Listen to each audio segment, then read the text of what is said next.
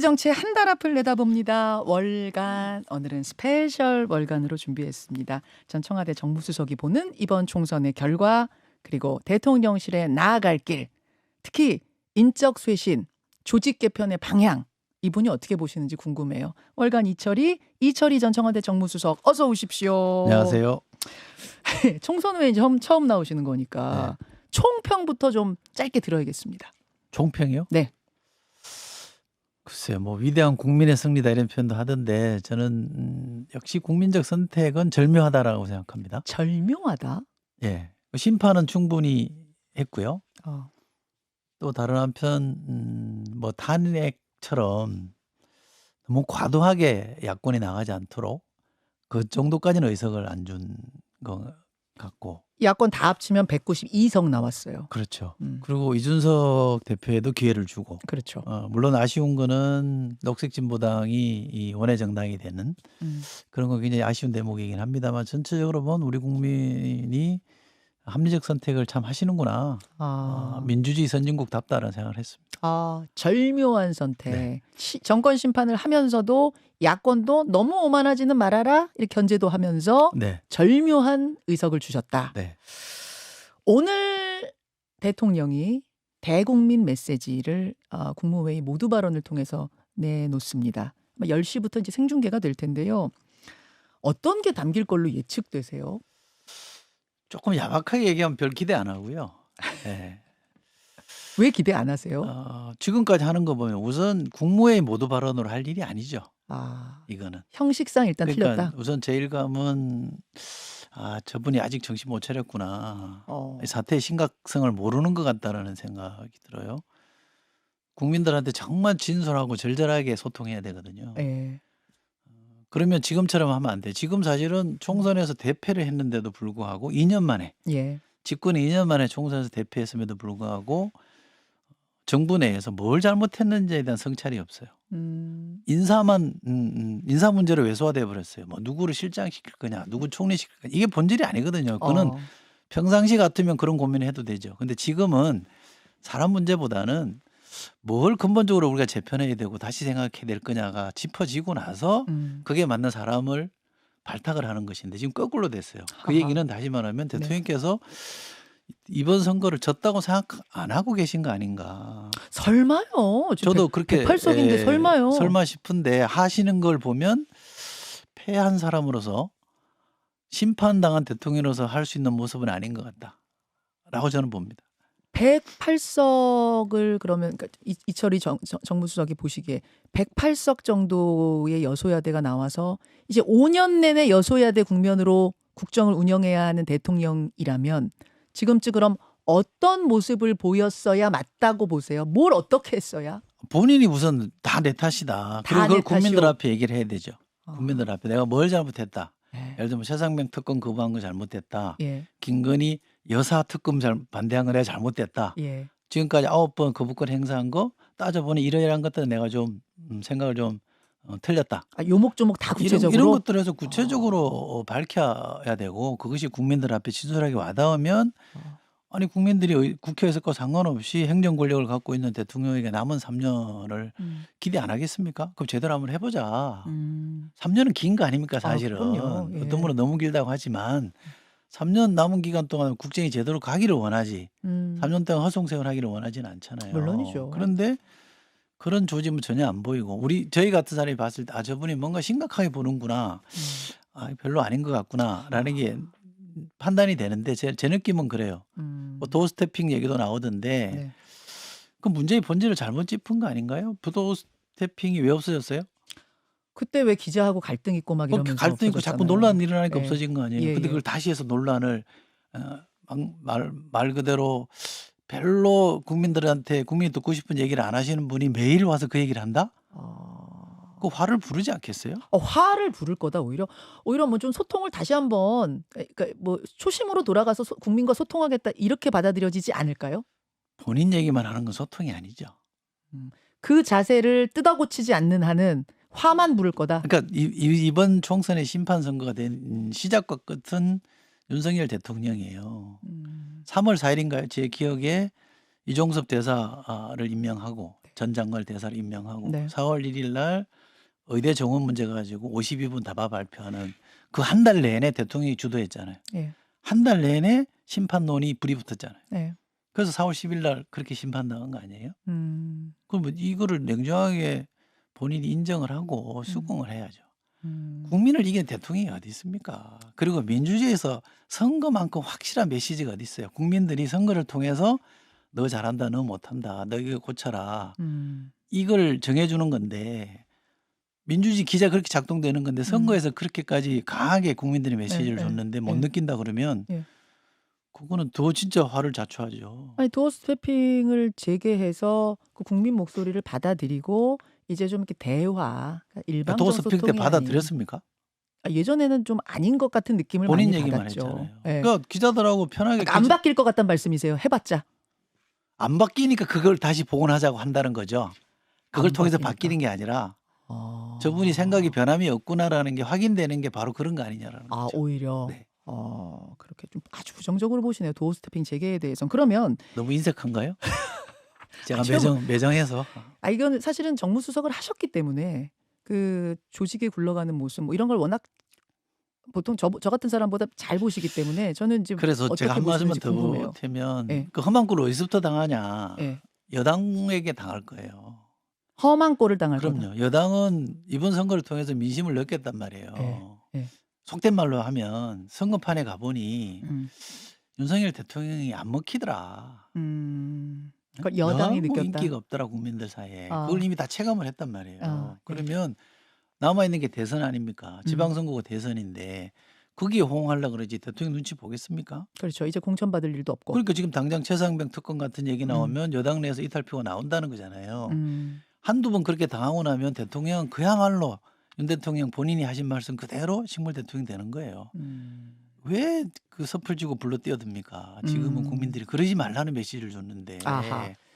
자, 그럼 섭을 지고 불로 뛰어들지 않기 위한 어떤 바람직한 방향을 좀 조언해 주신다면 지금 일단 인적 개편 얘기 나오고 조직 개편 얘기 나오거든요.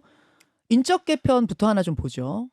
총리, 비서실장, 뭐 하마평에 오르는 인물도 다시 한번 제가 한번 읊을까요? 총리 하마평에는 권영세, 박주선, 주호영, 김한길, 이정현. 비서실장 하마평에는 다시 김한길, 이정현, 원희룡, 정진석, 이상민, 장제원, 이동관. 여기서 이제 이상민 장관입니다. 어떻게 보세요? 아유, 또 인색하게 말씀드려야 되는데 좀 기가 차져요. 기가 차세요? 네. 저렇게 할 일이 아니잖아요. 그러니까 제가 비유로 해서 말씀드리면 네. 크게 봐서 윤 대통령은 이 안방 노선, 안방의 길을 버려야 돼요. 안방의 길을 제가 여기 하면? 와서 그 말씀 드린 적이 있는데 대통령의 지지 기반 3가지 네. 이런 말씀드렸잖아요. 지역으로 보면 TK, 음흠. 영남이라고 볼 수도 있죠. 그렇죠. 이번 선거에서 PK까지 부산 경남까지 사실은 의석을 많이 먹었기 때문에 최근에 언론용어로 보니까 양남이라는 표현을 쓰더만요. 양남. 영남과 강남을 붙여서 양남이라고 예. 하던데 거기 그다음에 검찰 그리고 김건희 여사 이 3개가 권력의 핵심 기반이라고 제가 말씀드렸잖아요. 다 안방이잖아요. 여기서 벗어나야 돼요. 그럼 대안이 뭐냐? 광장의 길로 가야 됩니다. 넓은 길로 가서 넓은 데 가서 사람 만나고 거기서 사람들과 부대끼면서 답을 찾으면 길이 보여요. 대통령이 정신 차리고 한다 그러면 우리 국민들이 지금보다 더 많이 밀어줄 수 있습니다. 왜? 대통령이 잘해야 되니까. 그 광장의 길로 이끌 그럼 총리와 비서실장으로는 어떤 인물이 적당하다고 보십니까? 이끌리지 않는 분이잖아요. 지금까지 제가 알고 있는 참모들이 쓴소리 안 했겠습니까? 했겠죠. 관료로도 성공하신 분들이고 정치적으로도 나름 뭔가 이룩하신 분들이면 그냥 예스맨은 저는 아니었을 거라고 봅니다. 할 말 했겠죠. 그것이 사실 참모들이 여태까지 예스맨 한 거 아니야 이런 얘기들 많이 하는데 그거 아니었을 거라고 보세요? 충분히 저는 조언을 했고 쓴소리 했을 거라고 봅니다. 근데 그걸 좋게 보면 안 받아들인 거지만 나쁘게 말하면 거기에 대해서 대통령이 도로 역정을 내셨겠죠. 언론에 가장 많이 나오는 표현이 뭡니까? 대통령이 극노했다. 극대노 뭐 이런 얘기들 많이 나왔어요. 그 극노가 루틴이에요, 그분은. 그러면 참모가 말 못하죠. 그러니까 문제는 예. 내가 바뀌고 예. 그 바뀜의 상징으로 인사를 해야지 사람들이 설득력 있게 받아들이지. 나는 그대로인데 포장하는 사람, 나를 잘 안 비치게 막는 사람으로서 누구를 갖다 놓는다고 해서 얼마나 달라지겠냐 이거죠. 아, 그러면 바뀌었다는 신호는 어떻게 우리가 뭘로 받을 수 있는가 하나 하고, 그래서 바뀐 다음에는 누구를 데리고 와야 되는가 두 가지 조언 주세요. 누군지를 제가 말씀드릴 수는 없지만 굉장히 파격적으로 아, 저 파격적으로. 사람이 저렇게까지 하네. 그래서 극웅내각 말이 나오잖아요. 예, 저는 예. 그까지 갈 일은 없다고 생각합니다만 누가 아. 봐도 통합형 인사구나 저게. 음. 총리는 정말 통합형이구나. 그냥 언뜻 갑자기 불현듯 떠오르는 사람은 누구예요? 파격적이고 통합형이고 막 이런 누구지? 지금은 사람 문제로만 가면 아니, 감이 안 잡혀서 그런 사람이 있나? 막 이쪽도 받아들이고 저쪽도 받아들이고 이럴 만한 사람? 아니 통합이라는 거는 네. 우리 편이 아닌 다른 편을 쓰면 그게 통합이에요. 아. 어려운 게 아니라 그 사람이 얼마나 통합적이냐가 아니라 예. 소통이라는 게 뭐고 대화라는 게 뭡니까? 내 걸 고집하면 대화가 안 되잖아요. 그렇죠. 그렇죠. 특히 그렇죠. 강자가 양보했을 때 소통이 되고 대화가 되는 거잖아요. 그렇죠. 그러면 그렇죠. 권력을 갖고 있는 대통령이 예. 나와 관련되지 않은 예. 내가 대통령 되는데 공을 샀지 않은 예. 쓴소리 많이 했던 사람을 데려다 놓는다 그러면 그게 통합이죠. 예를 들면 유승민 전 의원 같은 사람, 혹은 더 상대편으로 가자면 뭐 김부겸 전 총리 얘기도 막 나오고 막 이러던데 그 정도까지? 그거는 김부겸 전 총리에 대해서 언론에 대해서 그렇게 얘기하는 건 그분에 대한 얘기도 아니고 심평 변호사가 그 얘기 들은 적이 있다 뭐 막 근데 이러시더라고요. 정치 문법상 그렇게 하면 안 되죠. 그건 아니에요. 그러니까 설사 하고 싶어도 그거는 절차를 잘 갖춰서 모양을 갖춰서 해야 되는데 불쑥 던지듯이 하면 그 사람을 욕보이는 것밖에 됩니까? 그렇게 할 일은 아니고 예를 들면 유승민 전 대표를 네. 뭐라고 그래야 됩니까? 발탁? 기용? 뭐 한다. 아. 그건 파격적이죠. 그러면 아마 확실하게 달라졌다 신호를 주겠죠. 그렇게 하실까요? 안 하겠죠. 장담컨대. 오늘 너무 여러 가지 장담하시는 거 아니에요? 아 장담 많이 했습니까? 오늘 좀 여러 가지 장담. 좀 인색하지 뭐 장담하는 건 아닌데. 아, 유승민이란 인물 정도 나오면 파격적이다라는 생각은 들 것 같다. 그 말씀. 그러나 그렇게 되지 않을 것 같다라는 말까지 지금 해주셨는데, 알겠습니다. 거국 내각 얘기는 박지원 전 국정원장이 하신 건데, 거국 내각이란 기본적으로 대통령이 탈당해서 중립 내각을 꾸리는 걸 거국 내각이라고 하는데 그건 아니라고 보세요? 그건 아니죠. 그래서도 안 되고. 그래서도 안 되고. 예, 그리고 그건 책임 정치에 안 맞죠. 알겠습니다. 대통령이 그 당에 계속 남아 있어야죠. 그래야 책임을 추궁하죠. 조직 개편 얘기는 어떻게 보세요? 어떤 얘기가 지금 나오냐면은 지금 민정수석실 폐지한 거 폐지하고 나서 공직기강 비서관실하고 법률비서관실을 비서실장이 관장하고 있었대요. 법률수석이란 자리를 둬서 법률수석실이 공직기강 비서관실하고 이 법률비서관실을 관장하는 방식으로 신설한다. 요 개편. 아니 그것도 참 답답하네.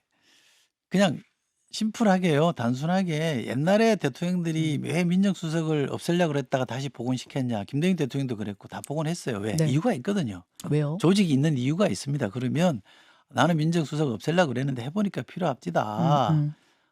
다시 부활하겠습니다. 하면 되죠. 내용적으로는 부활인데 용어만 바꿔서 하면 그게 꼼수죠. 그러니까 국민들한테 정직하게 이러이러한 필요 때문에 제가 이걸 복원해야 되겠습니다. 이해해 주십시오 하면 될 일이잖아요. 필요하죠. 민정이란 말 그대로 보면 백성들의 생각, 국민들의 생각을 전하는 기능이라고 보면 왜 그게 안 필요하겠습니까? 사정 기능을 넣냐 안 넣느냐 그게 사실은 핵심이었는데 그 부분은 어떻게 보세요? 청와대가 직접 사정하는 건 없어요. 제가 알기로 과거 정부도. 단지 그걸 조율하는 건데 사정기관을 조율하는 건데 그것도 어느 정도는 필요하죠. 정책적으로. 예를 들면 어떤 사안에 대해서 수사하라 마라 이런 얘기는 절대 하면 안 되지만 네. 정책적으로 부처 간의 이해관계를 조정해 주는 거는 대통령의 역할이죠. 그러면 그 역할을 담당하는 참모가 옆에 있는 건 맞죠. 민정수석실입니다. 해본이 필요합니다. 이러면서 그냥 민정수석실로 부활해라 그 말씀이신 것 같아요. 제2부속실도 지난번에 폐지했었잖아요. 네, 그것도 해야죠. 그것도 해야 된다고 보시고. 아니 그게 얼마나 변화를 줄지는 모르겠습니다만 그것도 제도의 틀 속에 넣어서 봐야죠. 그래서 기록도 남기고 하면 조심할 건 더 조심하게 되겠죠. 그러니까 세간의 세평으로는 부속실 하라 그러니까 안 하지 않냐. 무속실 하라 그러면 할 거다. 네? 이런 소리 무슨 실이요? 나오잖아요. 무속실이요? 그러니까 막 그런 소문 세간에. 그런 얘기가 막 돌잖아요. 그러니까 재밌는 그것도 얘기로. 왜 못합니까? 하면 되죠.